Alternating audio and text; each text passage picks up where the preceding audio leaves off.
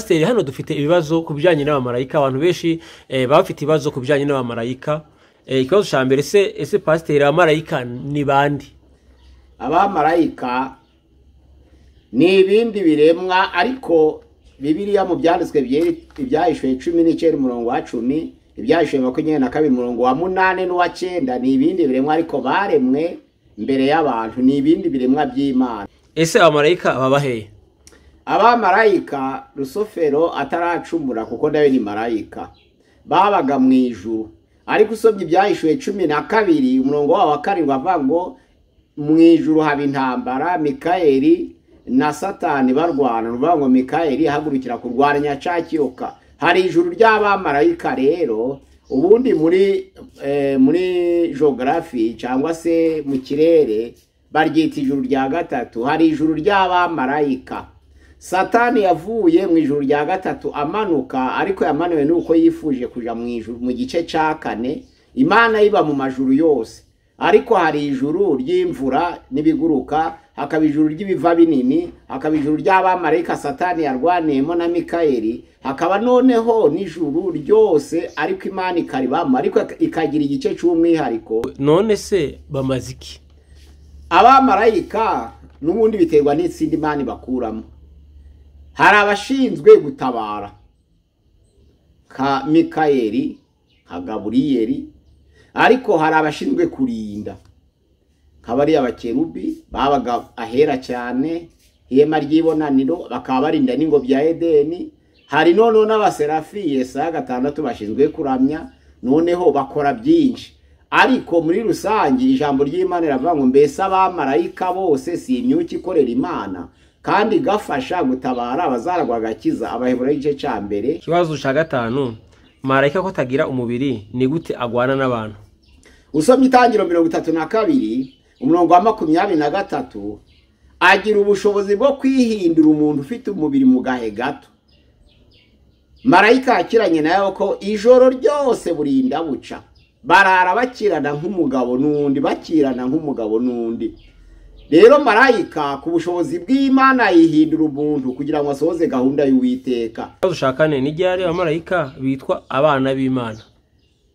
Abamarayika iryo naryo ni izina ryabo muri iyo bigice cya 6 cyangwa igice cya 2 naryo ni izina ry'abana b'Imana. Kubera iki bafata iryo zina ry'abana b'Imana mu gihe cyo bafite role yo kuja kuramya? Urakoze pastor. Ikibazo cya 6, ni irihe tandukaniro riri hagati y'abamarayika n'abantu? Abamarayika n'abantu baratandukanye cyane, kubera ko mu byerekeye inzira y'agakiza ntabwo bazaragwa agakiza. Abaheburayo igice cya 2:16, ijambo ry'Imana rivuga ngo kuko atari abamarayika yatabaye ngo ahubwo n'urubyaro rwa Aburahamu, Yesu abambwa mu bo yapfiriye ntabwo abamarayika barimo. Nuvuga ngo abantu bo Yesu yarabapfiriye, uwakwihana yakweberwa. Marayika rero kuko Yesu atamupfiriye ntabwo ashobora kwihana, iyo yakoze icyaha aba ari gucirwaho iteka. Pastor, ikibazo cya 7, ese twamenya dute amatsinda y'abamarayika? Amatsinda y'abamarayika tuyamenya ari uko turebye kuri role. Cya 8, none Satani apfana iki n'abamarayika? Nawe ni marayika ariko waguye. Ese abantu bumva kimwe abadayimoni? Ntabwo abantu bumva kimwe abadayimoni, babumva mu buryo butandukanye bitewe naho yavukiye, n'ibyo yigishijwe n'ababyeyi, n'ihuriro ry'imyizerere ye, n'ibyo yemera, babyumva mu buryo butandukanye. Ikibazo cya 10, ese Abadoni na Apoloni ni bande? Abadoni bavuga ngo ni umutware w'ikuzimu, noneho bakavuga ngo mu Ruheburayo ni Abadone, mu Kigiriki ni Apollo. Nuvuga ngo ni umutware w'ikuzimu, niwe Satani, ni andi mazina yahawe Satani kugira ngo agire role yo gutwara ikuzimu. Ese abamarayika batakoze ibyaha bameze nk'Imana muri kamere yo gukiranuka? Abamarayika ntabwo bakiranuka cy'Imana, kuko muri bo baragwa. Umuntu yabajije ibibazo abaza ku bijyanye na Mariya wasuse amavuta kuri Yesu. Ubwo nukuvuga ngo muri Nubo Testamani 6, uwa mbere nyina wa Yesu, uwa kabiri umugore wa Kiropa, uwa gatatu Maria Magdalena, uwa kane mushiki wa Lazaro, uwa gatanu Maria nyina wa Yohana wahimbwe Mariko, uwa gatandatu ni umukristo w'i Roma, hariya mu Baroma 16 umurongo wa 16. Noneho rero undi mugore hubwo wasutse amavuta ku birenge bya Yesu agahanaguza amosozi ye ni umugore w'umunyabyaha utitwa Mariya. Gusenga everyday, gusenga buri munsi. Nusenga uzanesha, nunanigwa gusenga uzaneshwa. Senga. Reka ngusuhuze inshuti ya Gusenga everyday, nizere ko umeze neza mu bisanzwe. Muri kumwe nanje Manakiza Edouard. Reka mbasuhuze mbifuriza kugubwa neza aho muherereye ku mpande zine z'isi. Abari mu Rwanda shalom shalom, abari mu Burundi turabasuhuje, abari mu biyaga bigari canke muri Afrika mumva ikirundi n'ikinyarwanda n'ikinyamurenge tubasuhuje kuri Gusenga everyday. Tubabwira ngo turabakunda muri inshuti za kadasohoka. Abari mu Burayi turabakunda shalom shalom, abari muri Amerika turabasuhuje shalom shalom, bitwega abantu muri Canada shalom shalom, abantu muri Australia mukurikirana ibiganiro byacu shalom shalom. Kuko muri kuri kamera ya Gusenga everyday turi kumwe na Dr. Pasteur Mazibire Guraho Revera. Shalom shalom. Mwatangira musega Imana. Mana turagushimiye, turaguhimbaje neza. Umwanya mwiza, umwanya w'ingenzi wo gusohoza inshingano wadusigiye, wo gusohoza ubutumwa bwiza kubisi bose, uko tukwiriye guhindura amahanga yose kuba bigishwa ba Yesu Kristo. Turaje nuko turi kose kugira ngo twongere imbaraga ubutumwa bwiza bubashe kwemeza amahanga yose, kugira ngo buri wese yitiriwe izina ryawe. Turagushimiye ko uratangirana natwe ugasozanya natwe, kandi ubutumwa bwiza bukaba bw'ingenzi kandi bukabira umugisha ababwumva bose, mu izina rya Yesu, amen. Pasteur, hano dufite ibibazo kubijanye n'abamarayika. Abantu benshi bafite ibibazo kubijanye n'abamarayika. Ikibazo cya mbere, ese Pasteur, abamarayika ni bandi? Abamarayika ni ibindi biremwa, ariko Bibiliya mu byanditswe ibyahishwe 19 umurongo wa 10, ibyahishwe 22 umurongo wa 8 n'uwa 9 ni ibindi biremwa ariko baremwe mbere y'abantu, ni ibindi biremwa by'Imana. No mu Bakolosayi igice cya 2 umurongo wa 18 harahamya ko ari ibiremwa bibaho kandi byaremwe n'Imana, kuko nta caremwe kitaremwe n'Imana. Urakoze. Ese abamarayika baba hehe? Abamarayika Rusofero ataracumura, kuko nawe ni marayika, babaga mu ijuru. Ariko usomye ibyahishwe 12 umurongo wa 7 bavuga ngo mu ijuru haba intambara, Mikayeli na Satani barwana. Nuvuga ngo Mikayeli hagurukira kurwanya cya kiyoka. Hari ijuru ry'abamarayika rero. Ubundi muri geography cyangwa se mu kirere baryita ijuru rya gatatu. Hari ijuru ry'abamarayika. Satani yavuye mu ijuru rya gatatu amanuka, ariko yamanuwe nuko yifuje kuja mu ijuru mu gice cya 4. Imana iba mu majuru yose, ariko hari ijuru ry'imvura n'ibiguruka, hakaba ijuru ry'ibiva binini, hakaba ijuru ry'abamarayika Satani yarwaniyemo na Mikayeli, hakaba noneho n'ijuru ryose ariko Imana ikaribamo, ariko ikagira igice cy'umwihariko. Yesaya 14 umurongo waho wa 9 kugeza 14 hatubwira ko Satani yigaragambije yifuza kugera muri ico gice cy'ijuru Imana yabagamo, biramuhanandura bituma amanuka, ariko nawe yarwanya ari mu ijuru. Ubwo nuvuga ngo ijuru yarwaniyemo icyo gice cy'Imana yifuzaga. Ubwibonero no kwikuza kwe ushikira ngo azamura intebe ye isumba inyenyeri z'Imana, none hase n'isumba byose kwari ukwicara muri ico gice Imana yihariye, nico camumanuye. Ubwo ariko abamarayika biterwa n'amatsinda rero, baba mu ijuru.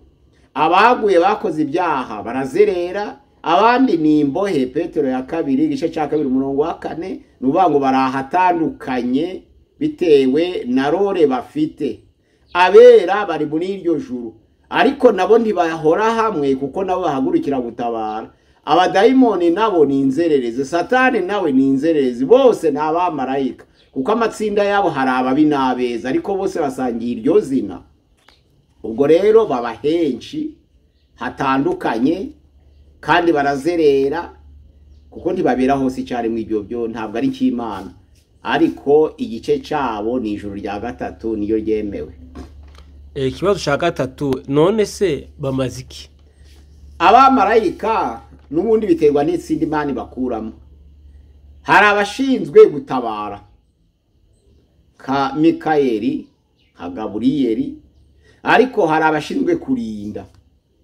kabari abakerubi babaga ahera cyane, ihema ry'ibonaniro, bakaba barinda n'ingobyi ya Edeni. Hari none n'abaserafi Yesaya 6 bashinzwe kuramya, noneho bakora byinshi. Ariko muri rusange ijambo ry'Imana riravuga ngo mbese abamarayika bose si imyuka ikorera Imana kandi gafasha gutabara abazaragwa gakiza. Abaheburayo igice cya mbere umurongo wa 14 ukuvuga ngo baratabara ariko bakagendera kuri gahunda y'Imana. Akoze ikibazo shakane ni ryari abamarayika bitwa abana b'Imana? Abamarayika iryo naryo ni izina ryabo muri yo bigice cya mbere umurongo wa 6 cyangwa igice cya 2 umurongo wa 1. Naryo ni izina ry'abana b'Imana. Kubera iki bafata iryo zina ry'abana b'Imana mu gihe cyo bafite role yo kuja kuramya? Ijambo ry'Imana muri yo bigice cya mbere umurongo wa 6 harabanga ubw'abana b'Imana baje gushengera Uwiteka, Satani nawe akagendera hagati yawo. Ariko Uwiteka akabaza Satani ngo uraturuka? Ati ndaturuka mu isi no kwizerera. Muvuga ngo ni inzererezi. Ariko biswa abana b'Imana kuko bari basanzwe Uwiteka bagiye kuramya.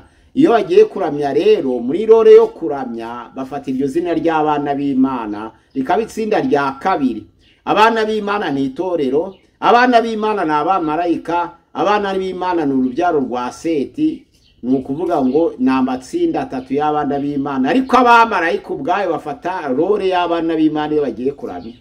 Ikibazo cya 5, marayika ko tagira umubiri ni gute agwana n'abantu? Usomye Itangiriro 32 umurongo wa 23 agira ubushobozi bwo kwihindura umuntu ufite umubiri mu gahe gato. Marayika akiranye nayo ko ijoro ryose burinda buca, barara bakirana nk'umugabo n'undi, bakirana nk'umugabo n'undi. Rero marayika ku bushobozi bw'Imana yihindura umuntu kugira ngo asohoze gahunda y'Uwiteka.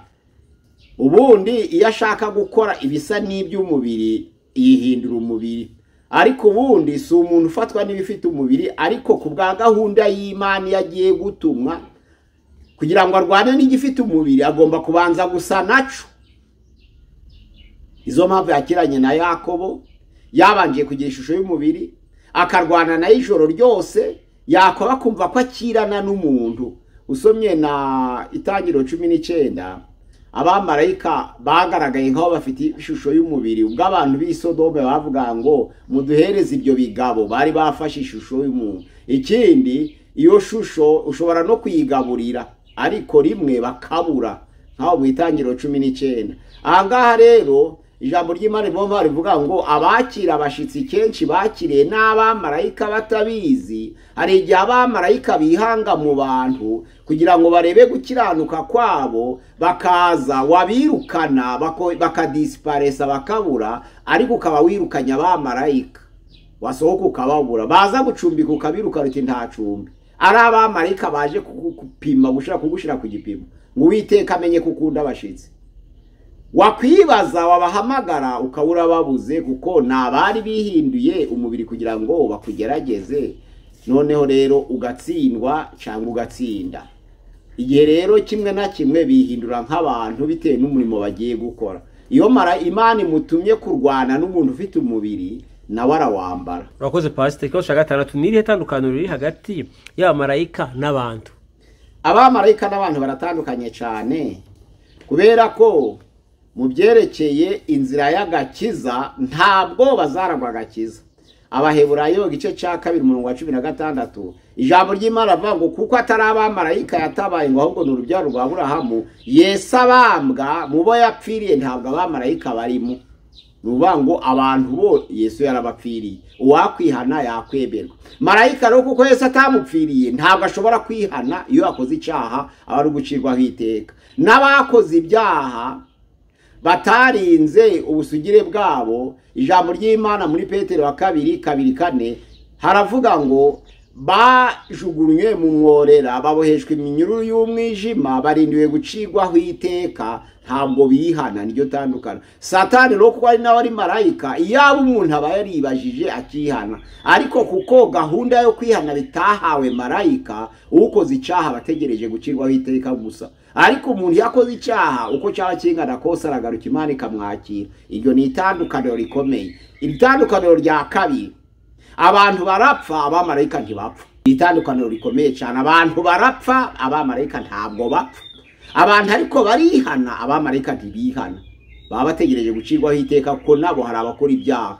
Pasi ikibazo cya karindwi, ese twamenya dute amatsinda y'abamarayika? Amatsinda y'abamarayika tuyamenya ari uko turebye kuri role, kuko ari amatsinda, buri tsinda rigira umurimo wayo.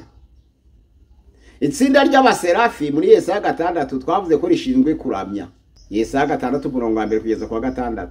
Itsinda ry'abakerubi itangiriro 3:22 kugeza ku 4 nabarinze yango bya Edeni baba bafite inkota yakumuriro. Ni ku ijambo ry'Imana rivuga ngo Imana imaze kwirukana uwo muntu mu ngo bya Edeni harindisha abakerubi b'inkota yakumuriro. Tukabita abakerubi kuko bashinzwe kurinda, tukabita abaserafi kuko bashinzwe kuramya, tukabita Gaburiyeli cyangwa Mikayeli kuko bashinzwe gutabara. Noneho bari abakerubi kuko aribo bari bahuje amababa ahera cyane hejuru y'intebe y'ihongerero mu ihema.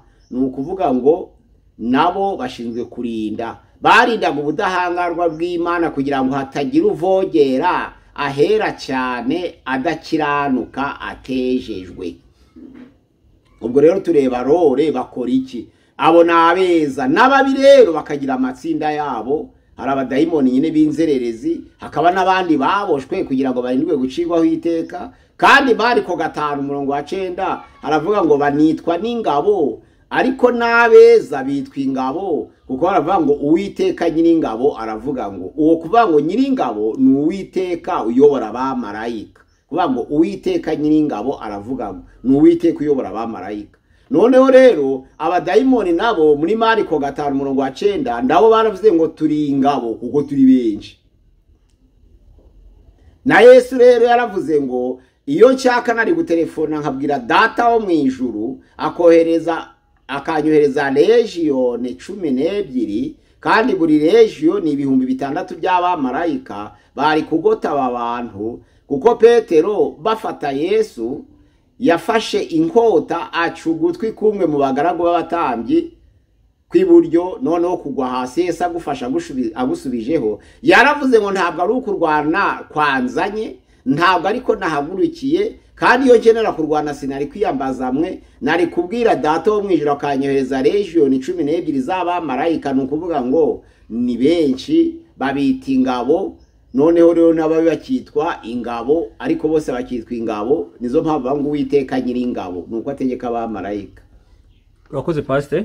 Kibazo cya 8, none Satani apfana iki n'abamarayika? Nawe ni marayika ariko waguye, kuko ijambo ry'Imana rivuga ngo abamarayika bakoze ibyaha yarabafashe ibajugunya mu mwijima ibabohesha iminyururu Imana kugira ngo babaho ngaho barindiwe gucirwaho iteka. Kuko abadayimoni bari kuba benshi bagakwira isi, buri wese agatwerwa na dayimoni, ariko kubw'imbabazi z'Imana yabagabanije kubabohera mu mwijima. Petero ya 2:4 none ijambo ry'Imana muri Yuda 6 aravuga ngo n'abamarayika batarinze ubutware bwabo. Abo ngabo rero baraguye. Ubwo rero Satani ni marayika, ariko kuko ari umwanzi w'Imana ahinduka adversaire, n'umubisha. Rero yateye abantu, Imana yohereza marayika mwiza wera wo gukirana na marayika wanduye waguye kugira ngo amuneshe, amukura imbere y'abantu. Urakoze Pastor. Ese abantu bumva kimwe abadayimoni? Ntabwo abantu bumva kimwe abadayimoni, babumva mu buryo butandukanye bitewe naho yavukiye, n'ibyo yigishijwe n'ababyeyi, n'ihuriro ry'imyizerere ye, n'ibyo yemera. Babyumva mu buryo butandukanye. Hari itsinda rimwe ry'abantu rivuga ngo nta bamarayika babaho, bakumva izina ariko bakavuga ngo ni igihimbano. Iryo ni itsinda rimwe, bagahamya ko nta bamarayika babaho. Ariko ahangaha ni ukuvuga ngo abadayimoni, noneho nibo twashatse kuvuga hariya mu myumvire. Abadayimoni babumva mu buryo butanu. Abadayimoni bamwe bavuga ko batabaho, ko ari iterabwoba. Iyo ni itsinda rimwe. Abandi bakavuga ko babaho ariko ko ntaco batwaye, kuko turiho nubwo bariho. Bakavuga ati ntaco batwaye, wenda abantu nababihamagarira ariko ntaco batwaye. None se ko navutse ntasenga, umuntu akabyibazaho. Hageze uyu munsi wa none wenda ntasenga, cyangwa nkaba naravutse mu banyamasengesho na n'uyu munsi ko ntaco yantwaye. Ni rero we ni iterabwoba. ariko ntaco badutwara. Bamwe bavuga ko batabaho, abandi bakavuga ko bari ariko ntaco batwara abantu. None itsinda rya gatatu rivuga ko abadayimoni bariho, na Bibiliya irabyemera ko bariho rero. Abadayimoni babaho kandi bagira ico batwara abantu.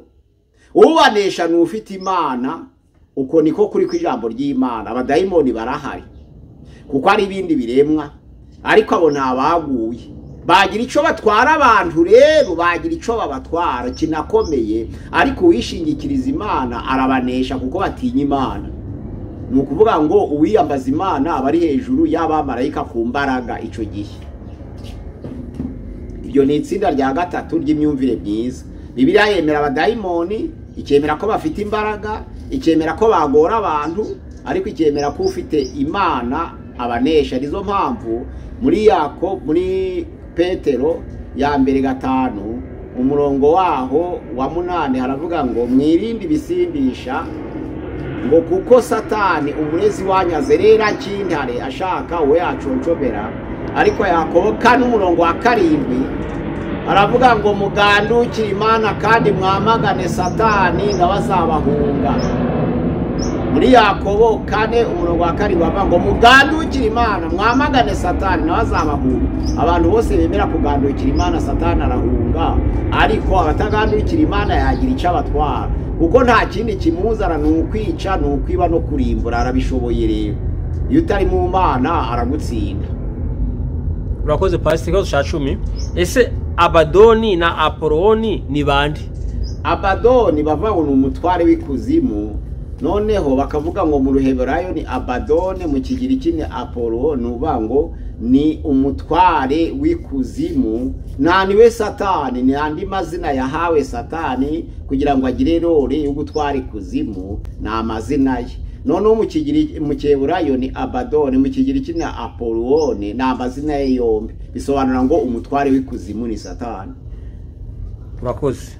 Ikibazo ca 11, ese abamarayika batakoze ibyaha bameze nk'Imana muri kamere yo gukiranuka? Abamarayika ntabwo bakiranuka cy'Imana, kuko muri bo baragwa kandi bagenda bagwa. Harabohejwe na Satani. Ijambo ry'Imana mu Giheshe 12 umurongo wa 1 kugeza kwa 3 aravuga ngo umurizo wa cakiyoka umanukana na 1/3 c'inyenyeri zo mwijuru. Bisobanura ngo na abamarayika bemeye imiyoborere ya Satani bakamanukana nawe, bakaba barafatanije nawe imyigaragambyo yo kugandira Imana. Noneho baje kumanuka bakamanukana nawe nk'itsinda y'abaguye. Abangaba rero bari bavuye mu bamarayika, n'abasigaye beza ntabwo bakiranuka nk'Imana, kuko Yobu 4 umurongo wa 18 haravuga ngo n'abamarayika biyitabera ngo Uwiteka Imana ibagenzi basangamwe amafuti. Bigaragara ko uretse Imana, uretse Yesu n'Umwuka Wera, nta handi hatarangwa icaha. Marayika akora icaha akagwa, agakiranukira Imana ikamutuma. Abantu bakora ibyaha bakagwa, bagakiranukira Imana ikabatuma, ikabagira abakozi bayo. Ahangaha rero ikintu kidakorwaho n'icaha ni Imana, n'Umwana wayo Yesu Kristo n'Umwuka Wera. Ariko abamarayika bera ntabwo bera nk'Imana, ariko Imana irabatuma. Abumvira rero ibakoresha nk'abakozi bayo, ariko n'abatumvira nabo bitwa abakozi bayo, ariko bagabura ibyo gukiranirwa, batagabura ibyo gukiranuka. Narizo mpamvu hariya mu Bakorinto ba 2 igice ca 11 umurongo wawo wa 14 kwera kwa 15 aravuga ngo ntabwo ari igitangaza kuko Satani ubwe nubwo yaguye aracafite ubushobozi bwo kwihindura marayika w'umuco. Nuko rero ubwo bimeze bityo ntaho byari gitangaza kugira ngo abakorera Satani nabo abahubwo bushobozi bubambike bwo gusa naho baba bagabura ibyo gukiranuka, ariko ijambo ry'Imana ravuga ngo iherezo ryabo rizahwana n'imirimo yabo. Nukuvuga ngo abo bakorera Satani bagira ishusho y'abakorera Imana, nkuko Satani nawe afite ubushobozi bwo kwihinduranya akayobya abantu. Imana yo ikamenya ko ari Satani, ariko abantu bo ntibamenye ko ari Satani, kuko ashobora kubashuka abanjije kubazanira ibyiza. Kuko no mu bigeragezo, ibigeragezo binesha abantu ni ibiza biturutse mu byiza. twaganiriye ku bigeragezo Satani ateza abantu kugira ngo batandukanye n'Imana. Dusanga ari indwara idakira, dusanga ubukene budashira, dusanga ari n'ubukire butunguranye. Nuvuga ngo n'ubukire butunguranye ntabwo ari ibyago ariko ni ikigeragezo. Ubwiza bw'umubiri ntabwo ari ibyago ariko ni ikigeragezo. Satani rero gituma abantu batamumenya, anyurira mu byo bakunda kandi bita byiza. Ahangaha rero anyuriye mu byo bakunda kandi bita byiza, babyita ibyo gukiranuka, ariko ijambo ry'Imana riravuga ngo azi kwihindura nka marayika w'umucyo.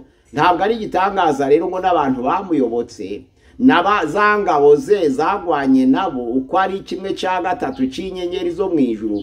Ubundi zina inyenyeri ni marayika muri hariya mu byahishuwe 12.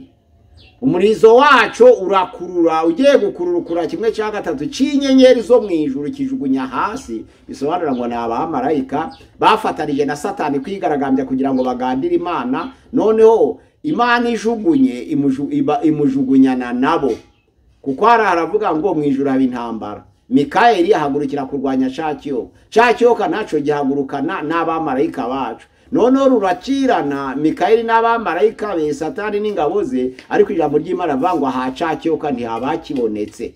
Noneho kirafatwa kijugunya mwisi, ariko umunizo wacu wakuriye 1/3 cizo nyenyeri. Bisobanura ngo baragwa. Noneho bamarayika batakoze ibyaha Satani azikubigana ngo yisanishe nabo. Hariya muri bo bavuga ngo ubw'abana b'Imana bashaka gushengerera Uwiteka, Satani akagendera hagati yabo. Ijambo ry'Imana riravuga ngo Uwiteka ni wamenyaga ko Satani ari hagati yabo. Nizo mpamvu yavangura turuka Satani ko nkubonye hagati y'abamarayika baje kunshengerera. Wakavuga ati ndaturuka mu isi kuko yabaga afite azi neza ko Imana imuzi, ati mvuye ku isi no kwizereramo. Ati none iyo si wayimboneyemo umugaragu wanje y'ubu, umukiranutsi utunganye wirinde ibibi, kuko yakomeje gukiranuka kwe n'ubu nubwo wanteye kumugirira nabi kandi nkamuhora gatsi. Hano ijambo ry'Imana rivuga ko Imana yonyine niyo imenya Satani iyo yihishe mu bamarayika. N'umukristo wasenze arabimenya mwiyerekwa mwishurirwa, ariko Satani ni umwuka. Ahangaha rero abamarayika beza ntabwo bakiranuka ngo bamere nk'Imana. Nizo mpamvu ijambo ry'Imana rivuga ngo n'abamarayika bavuga ko arabera Uwiteka Imana yarabagenzuye isanga barimwe amafuti. Akoze pastor, hari umuntu yabajije ibibazo abaza kubijanye na Mariya wasusa amavuta kuri Yesu. Aravuga ati muri Matayo 26 atari uko babivuga. Avuga muri Luka, avuga no muri Yohana. Avuga marayika, avuga Mariya wasutse Yesu hamavuta.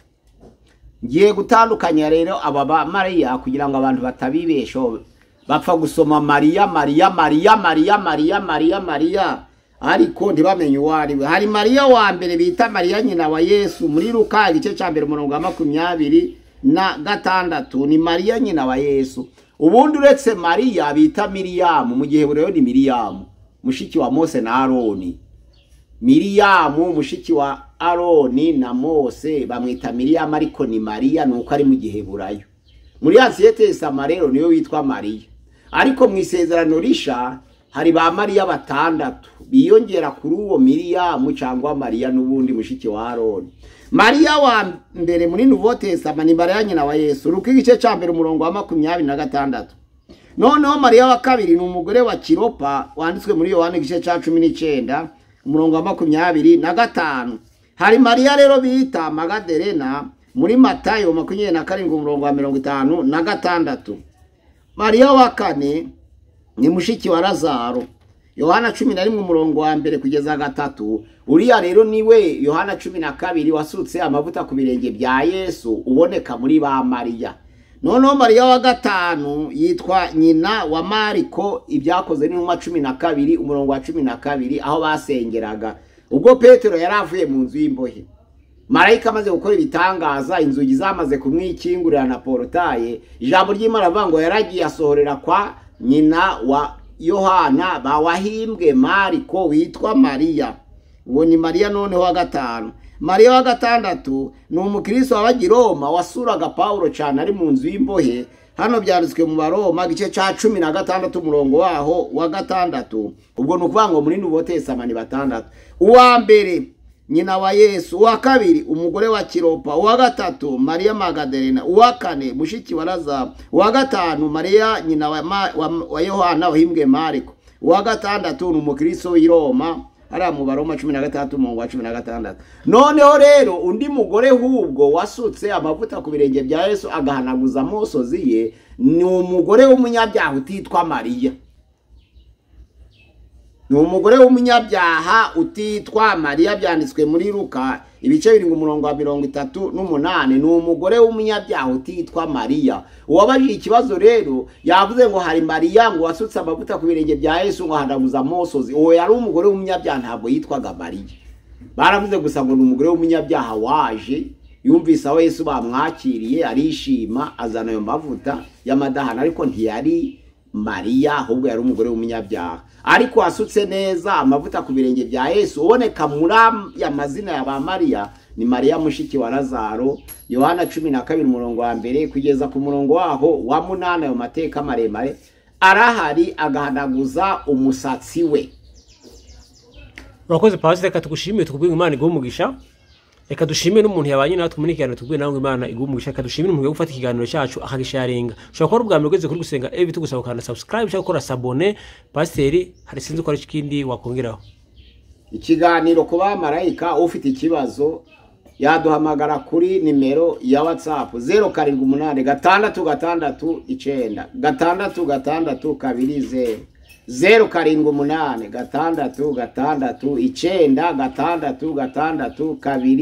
0786669 kuri channel ya Gusenga Everyday akabona ibiganiro uko bikurikiranye. Ahangaha rero n'abantu baje bibaza ku buryo abamarayika babayo n'imikorere yabo n'inkomoko yabo. Murakoze mukurikire, uzagira ikibazo azatwandikire kuri iyo numero. Imana ibaha umugisha. Murakoze. Urakoze Pastor, reka tubabwiye namwe wese Imana ibaha umugisha. Kiganiro naho gutaha. Shalom shalom. Shalom. Gusenga everyday, gusenga buri munsi. Nusenga uzanesha. Nunanigwa gusenga uzaneshwa. Senga.